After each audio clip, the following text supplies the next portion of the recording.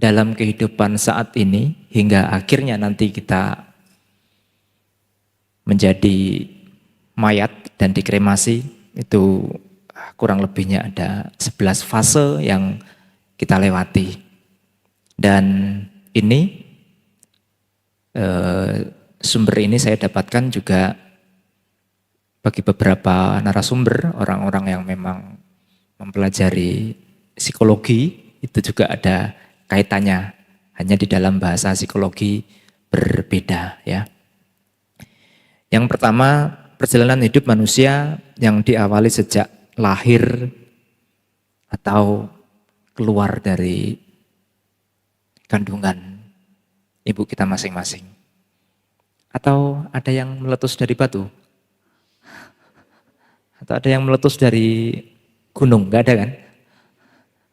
Semuanya lahir dari rahim seorang ibu. Itu yang pertama.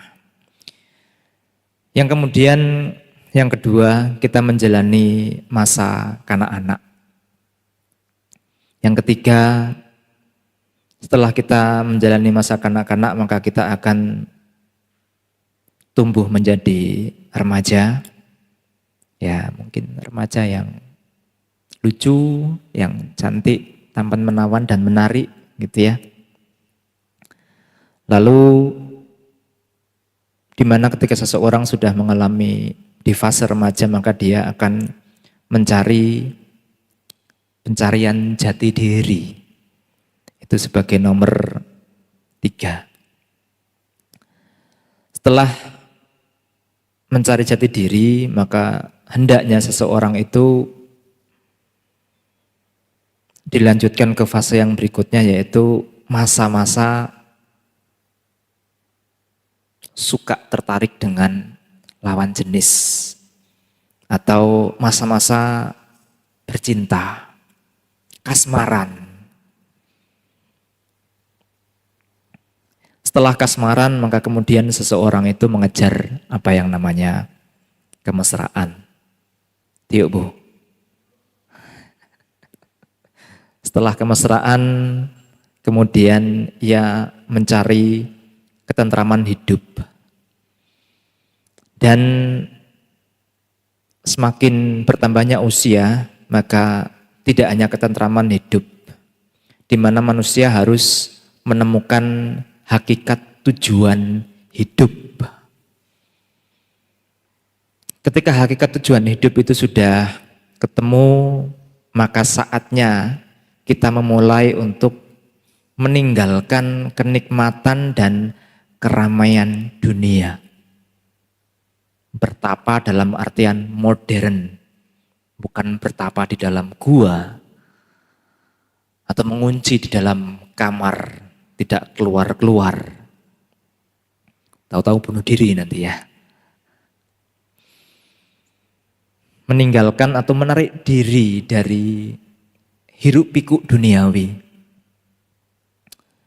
Dan selanjutnya, di mana pada akhirnya manusia itu akan menemui ajal atau kematian yang hingga akhirnya menjadi mayat.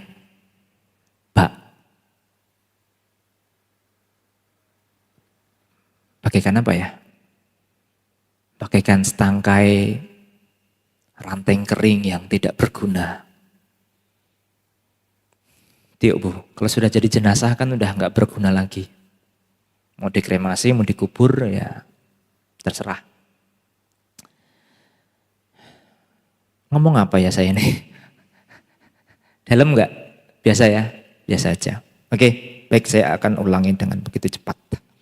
Lahir sebagai nomor pertama, kemudian menjalani masa kanak-kanak sebagai nomor 2, masa remaja sebagai nomor 3, pencarian jati diri sebagai nomor 4, bercinta atau menyukai lawan jenis itu sebagai nomor 5, nomor 6-nya kemesraan, nomor 7-nya mencari ketentraman hidup, nomor 8 menemukan atau mencari hakikat tujuan hidup, nomor 9 meninggalkan hiruk pikuk duniawi, nomor 10 menemui ajal kematian, dan nomor 11 atau yang terakhir menjadi mayat yang tidak berguna.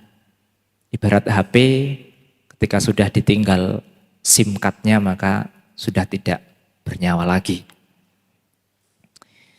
Boleh kita memulai dari, saya mau menariknya dari mana ya, supaya ada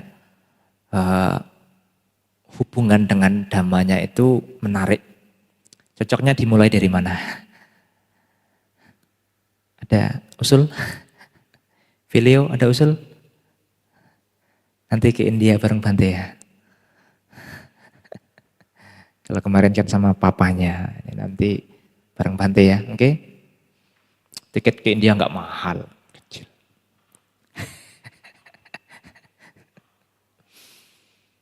Kalau ibu bapak tanggap, kalau ibu bapak pernah mempelajari riwayat singkat ajaran Sang Buddha atau riwayat hidup Siddhartha Gautama, ini ada hubungannya beliau dari mulai di dalam kandungan, bahkan sebelum dikandung, kalau kepada Bodhisattva Sattaketu, kemudian menjadi lahir menjadi Pangeran Siddhartha, hingga akhirnya menjadi wafat atau wafat suci atau wafat agung atau wafat sempurna, gitu ya. Ini ada di dalam 11 proses perjalanan manusia dalam kehidupan satu masa ini. Kita mungkin berbeda dengan Pangeran Siddhartha. Kalau dari Pangeran Siddhartha itu sebelum beliau lahir, sebelum beliau memasuki rahim Ratu Mahamaya, itu memang sudah sempurna, sudah mulia dari sononya, dari surganya. Bahkan saat beliau mau lahir ke alam manusia saja, saat beliau sedang menikmati kebahagiaan terlahir di alam Tawatimsa, karena para dewa-dewa lain ini melihat bahwasanya di alam manusia sedang membutuhkan guru besar, guru yang akan mengajarkan dhamma, dan itu satu-satunya yang bisa mengajarkan hanyalah seorang bodhisattva. Dan kebetulan di waktu itu beliau terlahir di alam Tawatimsa. Hingga pada akhirnya beliau mengambil atau memutuskan untuk turun ke alam manusia karena waktunya yang memang sudah tepat. Melalui rahim Ratu Mahamaya. Bahkan di dalam kandungan beliau tidak menyusahkan orang tua. Bahkan saat lahir beliau pun juga tidak menyusahkan orang tua. Lah kalau kita, kalau Anda, kalau ibu bapak, kira-kira menyusahkan orang tua enggak? Saat mau lahir menyusahkan bapaknya. Aduh, ini biayanya dari mana ya? Menyusahkan mamanya, bertaruhnya nyawa, sakit raga. Ya ini belum saya konfirmasi ya. Coba saya tanya kaum ibu. Melahirkan itu sakit tidak Bu? Enggak sakit? Ini jangan-jangan bukan kaum ibu nih. Sakit Bu? Enggak? Oh pantesan ada yang punya sampai anak 12 gitu ya. Satu lusin berarti enggak sakit ya memang ya.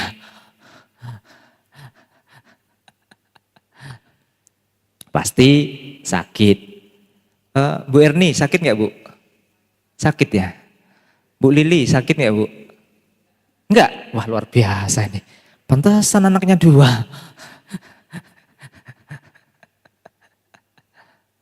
Ya, beda dengan Anda, dengan kita, dengan manusia pada umumnya. Kadang kita bisa pernah mendengar atau membaca timeline berita? Pernah nggak kira-kira? Ada seorang remaja yang hamil gara-gara kecelakaan, hubungan gelap, tertekan akhirnya dia bunuh diri. Sebenarnya kata-kata kecelakaan Ibu Bapak, Saya tidak setuju. Enggak ada yang namanya kehamilan kecelakaan, itu enggak ada. Kehamilan itu adalah faktor kesengajaan. Kesalahan yang disengaja. Karena apa? Karena sanaan, murni karena kebodohan, murni karena keteledoran kita sendiri. Beda kita dengan kelas-kelasnya para bodhisatwa. Jadi enggak ada ya istilah mengandung kemudian kecelakaan. Kemudian orang tuanya bunuh diri karena tertekan. Atau mungkin anaknya yang digugurkan. Atau mungkin anaknya yang dibuang ke rumah tetangga. Sering kan mendapatkan berita-berita seperti itu? Beda kelasnya bodhisatwa yang memang sudah mulia. Dari sebelum lahir, sewaktu beliau masih di dalam kandungan pun sudah mulia, tidak menyusahkan kedua orang tuanya. Itulah seorang bodhisatwa. Kok kita belum seperti itu ya Bante? Ya, makanya kenapa setiap hari uposata, Selasa, Kamis, hari Minggu, kita ada latihan pendarasan Parita Sutta dan Gata, meditasi, rajin berdana, ya kayak Bu Lily and Friend, wah tiap pagi. Dana, kadang pun juga ada dana makan siang. Itu adalah bentuk proses manusia untuk menuju kemuliaan. Oke. Terus kalau sudah lahir ngapain? Kalau sudah lahir ngapain? Saya pakai kepean ya. Kalau sudah lahir ngapain? Menjalani masa anak-anak, bahkan masa remaja. Menjalani masa kanak-kanak. Kalau seorang bodhisatwa mengacu pada riwayat Siddhartha Gautama, pada umur 7 tahun beliau sudah bisa bermeditasi dengan baik. Bahkan saat lahir ke alam manusia pun beliau memiliki kata-kata mulia, juga memiliki keajaiban, salah satunya bisa ngomong, salah satunya bisa berjalan, langsung berjalan. Kalau saat ini ada, di dunia modern ini ada, mungkin suster sama dokternya langsung pingsan. Anak lahir cenger, biasanya nangis, lah ini dia ngomong. Aku ham asmilukase, seto ham asmilukase, ceto ham asmilukase, ayam antimajati, nanti dane punabawo di sambil berjalan, mengacungkan tangan kanan ke atas, mengacungkan tangan kiri ke bawah. Nah ini ada. Nah ini faktor bodhisatwa. Jadi ketika Anda kadang-kadang ada Waisak itu kemudian Ivo ya, memandikan Rupang Bodhisatwa, itu filosofinya apa?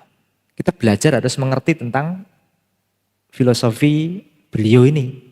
Jangan kita anggap sebagai anak kecil tak mandikan. Oh emang lo siapa? Itu gambar sesosok bodhisatwa. Beliau menunjuk ke atas itu ada maknanya, beliau menunjuk ke bawah itu ada maknanya. Rahasia, nggak akan saya ungkapkan. Kecuali nanti ditanya, nanti nggak selesai materi saya. Itu salah satu keajaiban.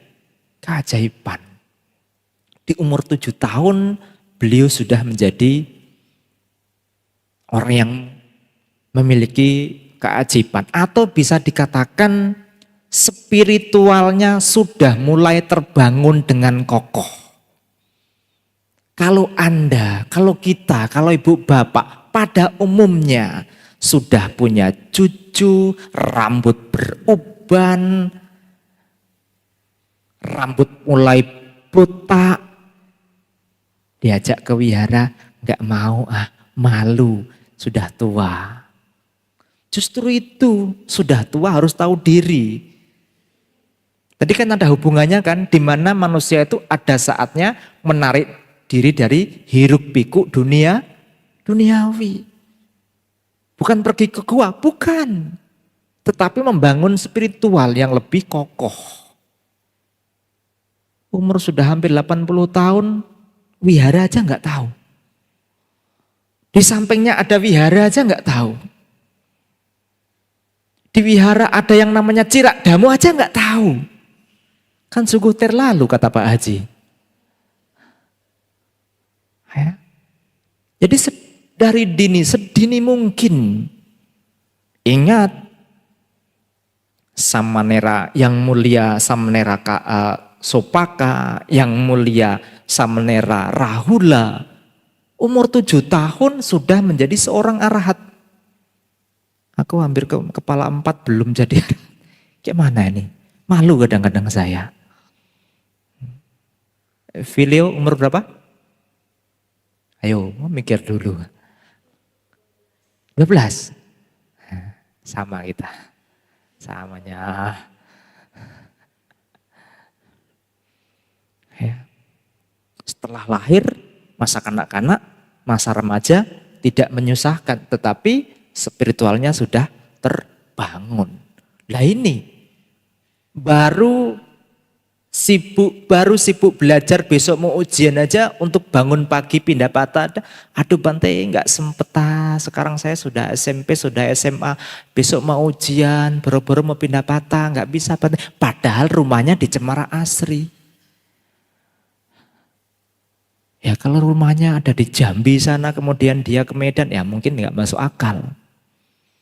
Ada kadang yang di luar Cemara, di Metal, di Krakatau, di Pancing, di Jalan Pukat, di tengah kota Medan. Paling kesini berapa jam sih? 30 menit paling banter ya. Oke lah kita buat 1 jam. Anda bangun jam 5 pagi sampai sini jam 6. Dibanding dengan lamanya Anda sengsara di alam samsara, 1 jam tidaklah berarti apa-apa Ibu Bapak. Penderitaan tidak bisa kita hadapi, aduh Bante ane males saya tidur dulu ya. Kematian tidak bisa kita atasi dengan cara seperti itu. Kalau seandainya bisa, enak. Ya kan, tidur-tiduran, males-malesan, kematian jangan datang dulu ya, saya lagi males sih. Enak tuh, tapi faktanya kan tidak bisa. Kematian, penyakit, perubahan, apakah kita bisa tolak dengan kata-kata, nanti dulu ya, saya lagi males sih. Apakah bisa seperti itu? Tiba-tiba kanker datang. Ya kan, darah tinggi naik, terkapar stroke. Apakah kita bisa bilang, nanti dulu ya, saya lagi males sih. Apakah bisa seperti itu? Enggak toh? Gunakan waktu sebijak mungkin. Oke, itu ada beberapa fase yang memang kita lewati. Pencarian jati diri, apakah Ibu Bapak yang sudah seusia sekarang ini, sudah mulai menuju usia-usia layu, apakah sudah benar-benar merasa mendapatkan jati diri? Atau masih terombang-ambingkan oleh asmara? Aku belum nikah ya Bante. Saya juga belum. Nah, kalau yang di samping saya sudah dulu. Udah pernah. Yang paling ujung belum. Tapi kalau disuruh jadi biku, maunya lepas saja. Dia belum tahu jebakan Batman dalam rumah tangga. Nanti kalau jadi lepas ya kan. Sengsara di dalam kehidupan rumah tangga, sebenarnya rasain dulu. Rasain deh lu gitu ya. Tinggal Anda jawab, Anda di fase mana saya nggak tahu. Dari ke-11 tadi ya, Anda di fase mana saya nggak tahu. Itu Anda tanyakan ke dalam diri Anda. Tidak peduli. Kadang orang sudah 50 tahun, sudah 70 tahun. Mereka masih terombang-ambing di dalam, apa tadi namanya? Pencarian jati diri. Belum menemukan jati diri. Saya mau kemana? Padahal besok sudah mau mati. Masih bingung, saya mau kemana? Tapi itu mudah-mudahan tidak terjadi pada ibu bapak. Ya. Ataukah dengan seusia Anda masih terombang-ambing dengan yang namanya suka dengan lawan jenis? Masih terkecoh dengan hal itu? Ditambah lagi dengan tekanan bahwasanya, hei nak, ingat umur. Orang tuanya berbisik, cepet cari jodoh, cepet nikah. Nikah bukan satu keharusan, tapi hidup ada dua pilihan. Menjadi seorang garawasa atau menjadi seorang pabajita. Pabajita versi perumah tangga bagaimana? Cukup Anda hidup single. Tidak harus menikah. Di dalam ajaran Buddha tidak ada satu keharusan. Siapa barang orangnya harus menikah, harus punya keturunan. Saya tanya sekarang. Sampai sekarang keturunan Sang Buddha yang masih hidup siapa? Udah berhenti sampai di Pangeran Rahula toh? Cukup sampai di situ saja toh? Terus kenapa? Kalau nggak punya keturunan kenapa? Kalau nggak punya garis keturunan kenapa? Kita harus bisa mendobrak seperti itu. Anda jangan stres dengan kedua orang tua Anda yang memaksa Anda harus menikah. Mana dalilnya mana? Enggak nikah kita enggak akan masuk neraka kok. Tapi berbeda. Enggak nikah suka jajan. Nah lain cerita. Itu justru jalan menuju ke neraka. Enggak nikah umur sudah 50 tahun. Sudah beruban, kepala botak. Punya anak, punya cucu. Yang dicari gadis muda aja. Ingat umur. Itu kan seharusnya. Nah itu jati dirinya belum ketemu. Masih terombang-ambing oleh lawan jenis. Koko yang berbaju putih siapa namanya saya lupa. Ko Chandra. Nah, beliau kalau mengikuti saya pindah patah kadang ya walaupun beliau belum bisa setiap hari. Tapi mudah-mudahan nanti bisa setiap hari ya. Jadi kalau kadang ngobrol, kadang sambil jalan, sambil ngobrol sama saya, ada satu poin-poin yang tentang banyak orang yang masih terombang-ambing oleh asmara. Itu masih banyak. Ya, tapi mudah-mudahan kokonya tidak ya, ini bukan kokonya ya. Nah, tapi beliau hanya bercerita tentang ya fenomena kehidupan yang ada di sekitar beliau. Gitu. Jadi kasmaran ini bukan masalah umur. Ya awalnya kecil-kecil umur 15 tahun itu pun sudah bisa kasmaran. Tapi umur yang sudah 60 tahun pun juga masih bisa kasmaran. Ada kan? Udah 60 tahun tapi mau cari jodoh lagi. Banyak. Padahal sudah peyot-peyot, sudah keriput-keriput. Tenaga pun loyo-loyo. Apa kalian? Ingat umur. Kalau masih tergoda dengan gadis cantik, tinggal lihat kulitnya. Oh iya, ternyata saya sudah tidak mulus lagi. Ternyata sudah keriput-keriput. Ingat umur. Ya. Pencarian jati diri, kemudian bercinta atau menyukai lawan jenis, kemudian kasmaran. Ya. Biasanya di fase-fase ini, mohon maaf sebelumnya, banyak yang gagal dalam artian divorce atau mengalami perceraian yang tentu tidak diharapkan oleh siapapun ya. Ada kan seperti itu?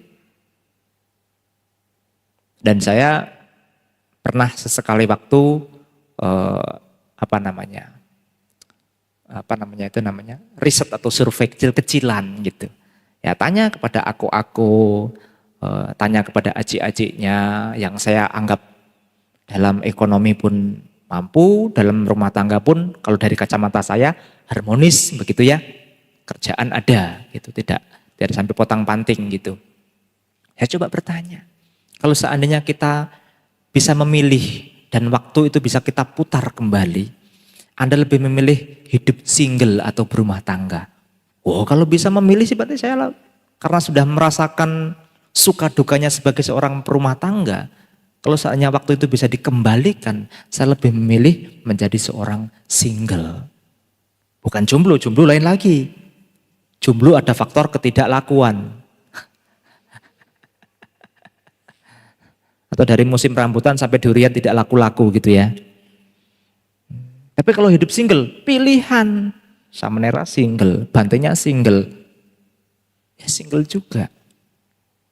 Tapi dalam single dalam artian hidup ini ya, tapi dalam artian hubungan sosial, kita semua di sini adalah keluarga. Keluarga dalam apa? Dalam pengertian Buddha dan Dhamma. Keluarga di dalam Dhamma. Ya kalau nggak keluarga mana mungkin Ko Chandra pagi-pagi datang ke sini hanya untuk bantuin kami pindah patah.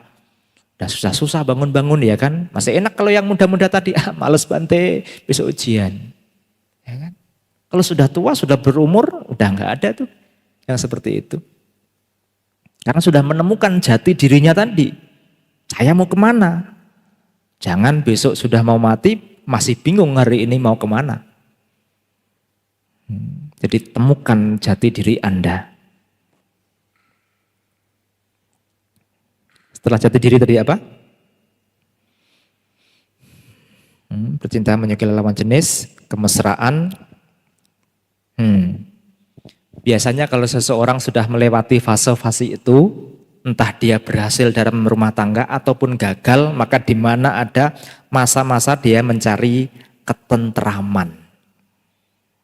Ketentraman hidup hingga akhirnya nanti menemukan hakikat tujuan hidup. Kita single seperti ini menjadi seorang biku itu juga bisa dikatakan lagi mencari ketentraman hidup. Agar apa? Kesejatian hidup kita temukan di situ. Berbeda ya, perbedaan antara mencari jati diri sama menemukan hakikat tujuan hidup. Nah, mungkin ini masih banyak yang galau nih. Hakikat tujuan hidup di dalam agama Buddha dan menurut pengertian ibu bapak itu apa? Hakikat tujuan hidup. Apa kira-kira? Kita punya musuh loh ibu bapak. Jangan lupakan hal itu. Kita punya musuh yang namanya kotoran batin. Kita punya musuh yang namanya lahir mati, lahir mati. Itu yang harus kita perangi. Dan untuk mencapai sebuah hakikat tujuan hidup, supaya tidak sia-sia, ya bagaimana kita harus menjadi orang yang bermakna. Kalau Pangeran Siddhartha tadi umur 7 tahun sudah terpantik untuk spiritualnya sudah nyala berkobar-kobar. Karena si Raja Sudodana ini tidak menginginkan anaknya untuk menjadi seorang pertapa, menjadi guru besar, maka pada umur 16 tahun beliau dipaksa dinikahkan. Dan itu tidak bisa ditolak oleh Pangeran Siddhartha, karena itu memang siklus yang harus fase yang harus dilalui oleh Pangeran Siddhartha. Tapi pada akhirnya pada umur 29 tahun meledak spiritual itu. Akhirnya beliau keluar dari istana dan mencari kesejatian hidup, makna hidup, tujuan hidup. Akhirnya pada umur 35 tahun ketemulah apa yang namanya Dharma. Dhamma, ajaran dari Sang Buddha. Setelah pencerahan dan sampai sisa akhir umur beliau, kurang lebihnya 45 tahun, itu beliau baktikan kepada para semua makhluk yang batinnya sudah siap. Beliau siap menjadi suluh kehidupan, menjadi penerang bagi makhluk lain untuk terbebas dari penderitaan. Ya, kalau tadi beliau agak setengah dipaksa untuk nikah, karena Anda sudah tahu nikah bukan satu keharusan, maka Anda sudah bisa menemukan. Itu harusnya jati diri itu harusnya sudah ketemu itu. Ya, jati diri itu harus sudah ketemu. Selama 45 tahun beliau mencerahkan orang-orang yang memang batinnya sudah siap untuk terbebas dari kotoran batin. Itu ingat tadi, itu musuh kita, kotoran batin itu. Kita harus menjadi orang yang bermakna. Itulah tujuan hidup atau hakikat tujuan hidup. Masih belum ketemu? Wah, nggak tahu cara pakai bahasa apa lagi saya ya.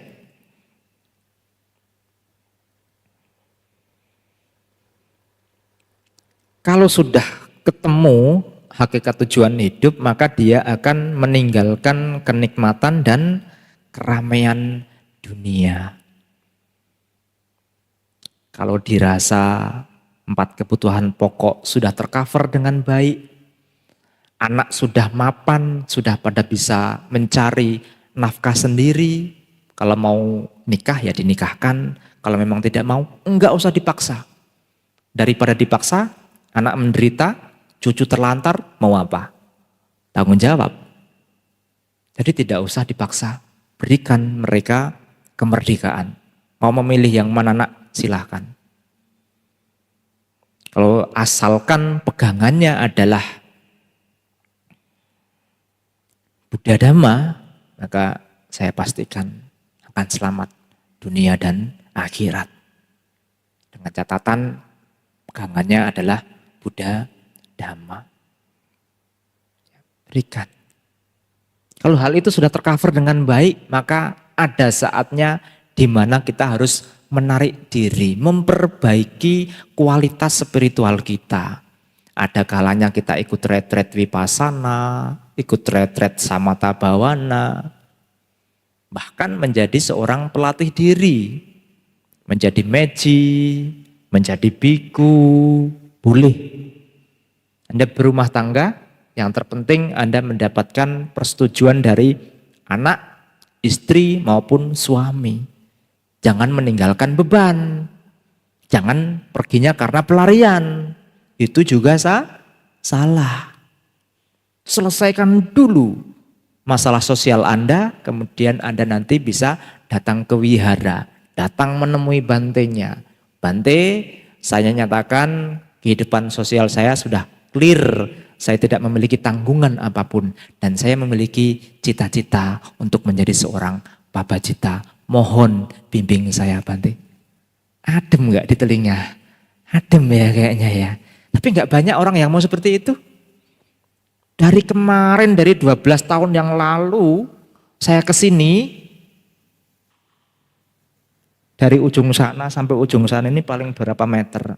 8 meter kurang lebihnya, atau 9 meter. Jarang bisa penuh. Kadang 1, kadang 2, kadang 3, kadang 4. Jarang bisa penuh. Tahu nggak maksudnya apa? Monggo, masih banyak ini tempatnya. Monggo, silahkan. Jubah pun kita kadang hampir tiap hari. Bante ada yang dana jubah, Bante ada yang dana jubah. Kita jubah itu setahun cukup, 2 setel itu cukup. Jadi makanya ada jangan bosan ya. Bante kok jubahnya kok itu saja gitu ya. Boya kadang-kadang ganti batik atau apa gitu. Karena memang coraknya adalah ini saja. Jangan bingung ya, oke? Ingat kata-kata Bante yang adem tadi. Yang tidak adem gak usah diingat, ingat kata-katanya yang adem aja. Ya, dengan catatan itu tadi, dengan hubungan sosial Anda semuanya sudah clear, sudah bersih. Jangan pula ke wihara mau jadi papajita, ninggalin utang pula. Oh, nanti cari ke wihara, wiharanya kena nanti. Nah, itu salah satu syarat-syarat yang untuk menjadi seorang biku. Tidak boleh punya sangkutan hukum, tidak boleh punya hutang, tidak boleh punya penyakit berat. Gitu ya. Atau apalagi meninggalkan tanggung jawab anak dan istri. Oh beda. Kalau Pangeran Siddhartha kan beda. Meninggalkan anak istri tapi harta bendanya dimakan 7 turunan ndak habis. Pangeran nih, lu siapa? Pakai sok-sok, oh Sang Siddhartha kan juga meninggalkan anak istrinya. Bante, iya, beliau pertama adalah bodhisatwa, beliau keduanya adalah seorang pangeran. Lu siapa? Rakyat jelata, sengsara lagi. Ya, mohon maaf lah, ini compare yang tidak fair ya.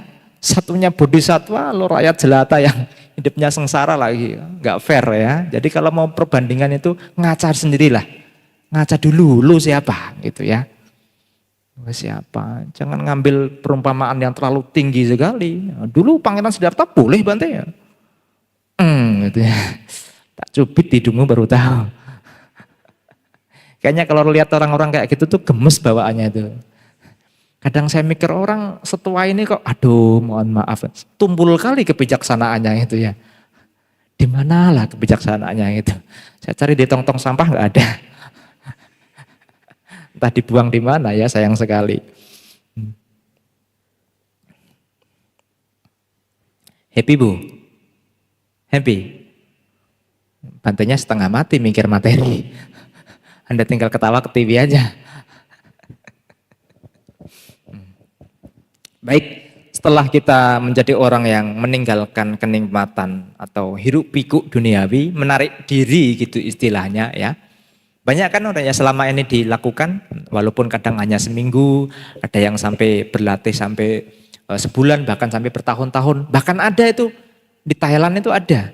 Yang awalnya orang ini hanya ingin, biasanya kalau di sana itu, kalau punya orang tua meninggal, biasanya dia menjadi biku sementara dengan tujuan untuk agar dia bisa memiliki jasa kebajikan yang tinggi dan kemudian beliau dedikasikan kepada almarhum, biasanya seperti itu.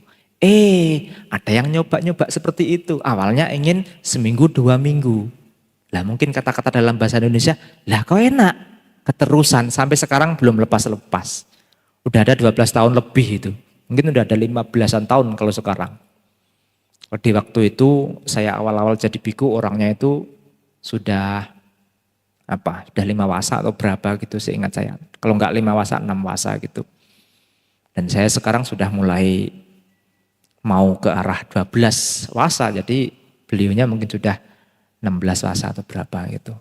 Kurang lebihnya. Sampai sekarang masih jadi biku. Kemarin terakhir tahun lalu ketemu, kita jalan-jalan bareng ke Kamboja, ke Angkor Wat, masih jadi biku. Ada foto bareng kita. Ternyata masih sehat. Ya kurang lebih seumur aku yang di depan ini yang pakai baju putih ini.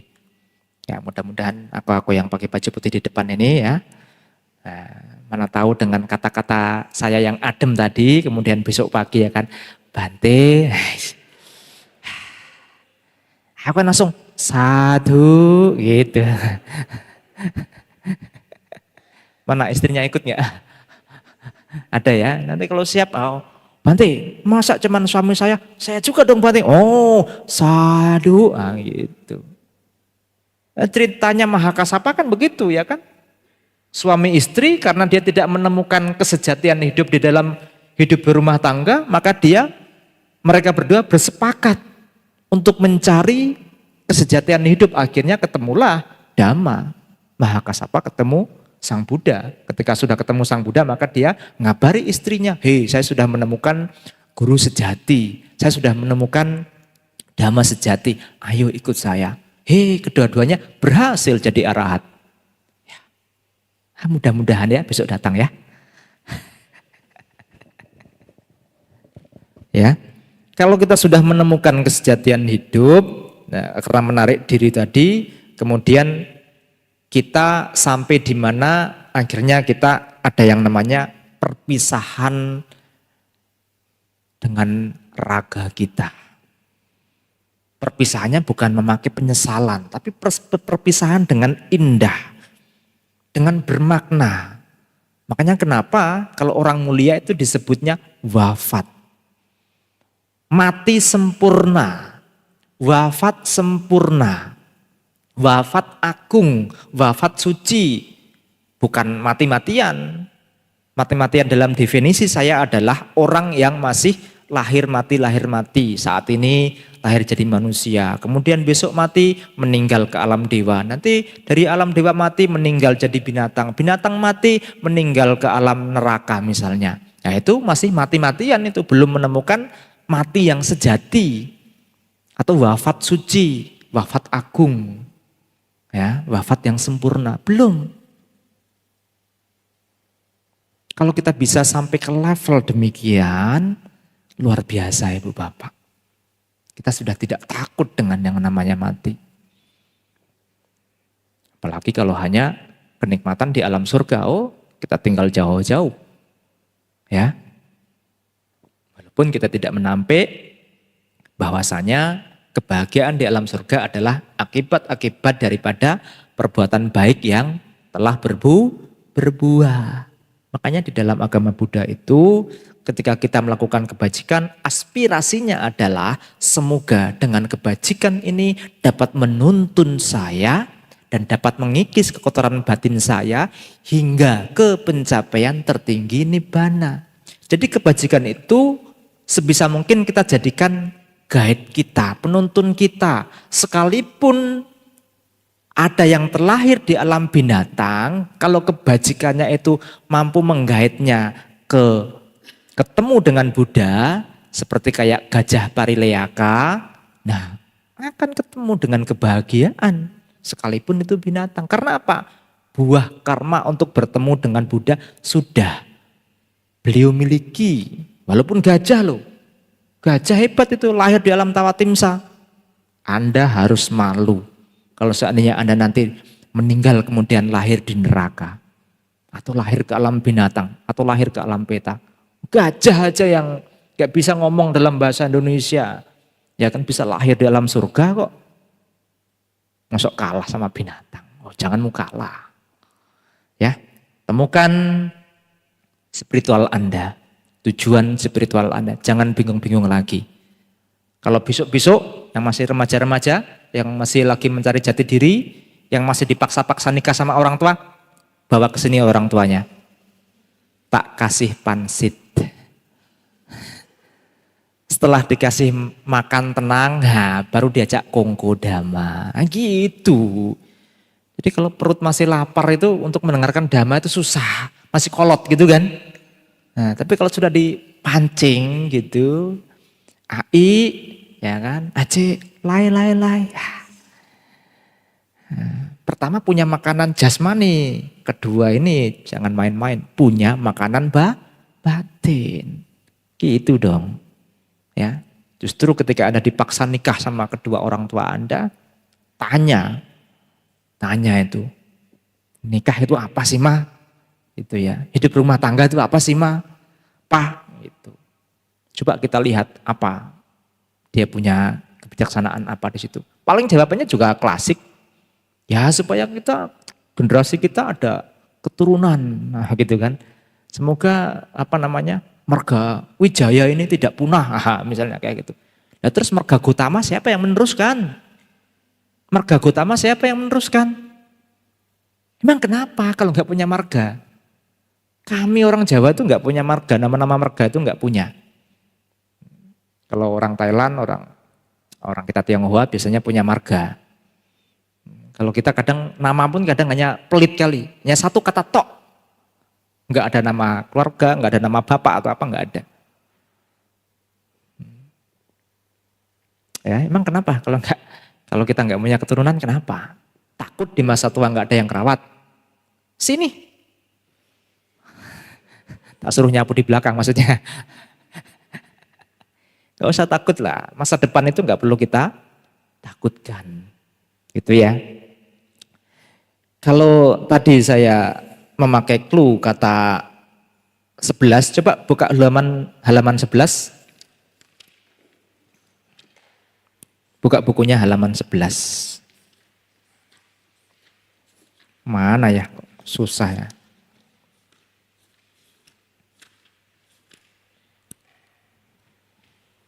Nah, di situ coba temukan kata-kata acirang watayang kayo patawing adisesati cudo apetawinyano niratangwa kali ngarang. Di mana ayo? Ada ketemu? Sudah ketemu? Nah, sekarang cari bahasa Indonesianya di baliknya. Ya. Tak lama lagi tubuh ini akan terbujur kaku di atas tanah. Dibuang serta tanpa kesadaran bagai sebatang kayu yang tidak berguna.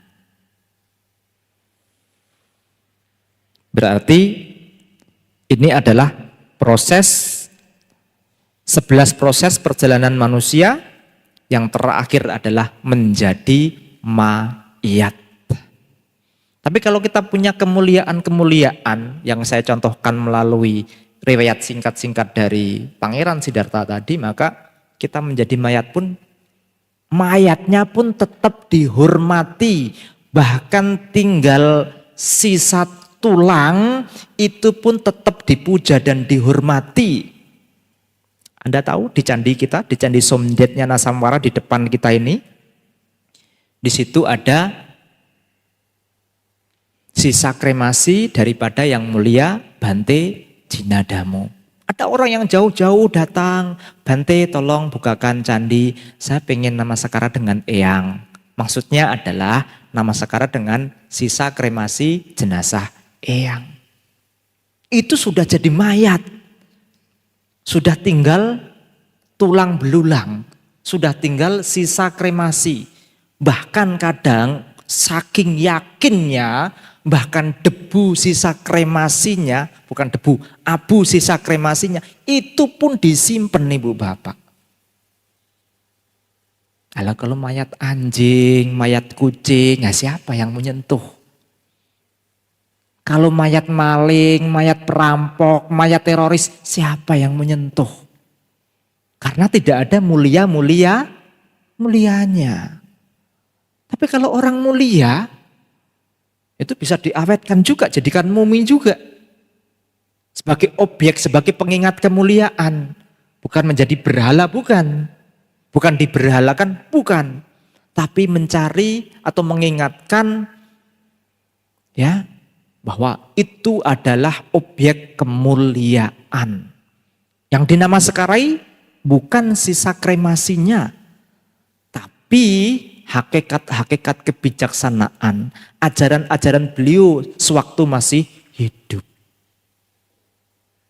Petuah-petuah bijak beliau sewaktu masih hidup. Itu yang kita hormati.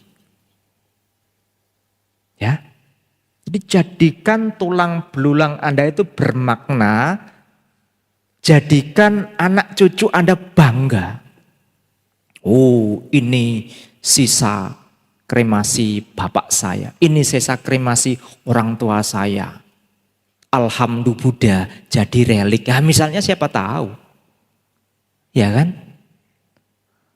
Bersyukur bisa jadi relik ya misalnya. Berarti mulia sekali gitu. Hebat ya orang mulia itu ya. Dari mulai sebelum lahir beliau sudah mulia tanpa memberikan kesusahan untuk orang lain, sampai meninggal pun hanya tinggal tulang belulang masih tetap bermanfaat. Kalau manusia pada umumnya kan tidak seperti itu. Mati kubur sana aja. Kadang kita ke kuburan pun harus nunggu cenbeng. Ya kan? Waktu masih hidup cuek bebek. Ketika sudah di kuburan baru disamperin. Jangan kebalik-balik. Justru waktu masih hidup harus kita bimbing. Ya, untuk jaga ke arah jalan dhamma. Kalau sudah meninggal kita baru menyesal nantinya. Sudah tinggal kuburan kamu ajak bicara. Mikir. Tinggal kuburan diajak bicara. Maaf ya, kalau dulu saya tidak bisa berbakti sama papa. Biasanya kesini bawa pansit 1 mangkok. Udah meninggal, nggak bisa makan pansit. Mikir. Cak Lontong bilang ngajak mikir. Ya, itu adalah tradisi-tradisi yang perlu kita pertanyakan, Ibu Bapak. Bukan berarti melawan, bukan. Ya, bukan berarti melawan. Bukan. Tapi ada hal-hal yang memang kadang menggelitik spiritual kita. Menggelitik spiritual kita yang harus kita luruskan sesuai dengan ajaran Sang Buddha. Karena itu adalah guru agung kita.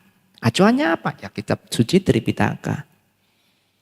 Ya, nah mungkin itu yang dapat saya sampaikan. Kok panjang kali lebar ini. Udah ada 1 jam belum? Lebih ya? Lebih? Mungkin itu yang dapat saya sampaikan. Kalau misalnya ada yang mengganjel, saya kasih waktu 5 menit. Silahkan bertanya.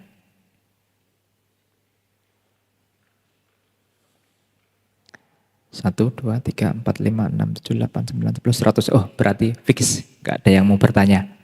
Berarti saya dapat menyimpulkan apa yang telah saya sampaikan, apa yang telah saya utarakan, benar-benar Anda pahami dengan baik. Itu kemungkinan yang pertama. Kemungkinan yang kedua, wamcaya. Benar-benar tidak paham. Entah Anda yang di bagian mana saya nggak tahu. Silahkan tentukan posisi Anda sekarang. Jadi yakin ya nggak ada pertanyaan ya? Oke, fix nggak ada pertanyaan. Jadi mungkin itu yang dapat saya sampaikan.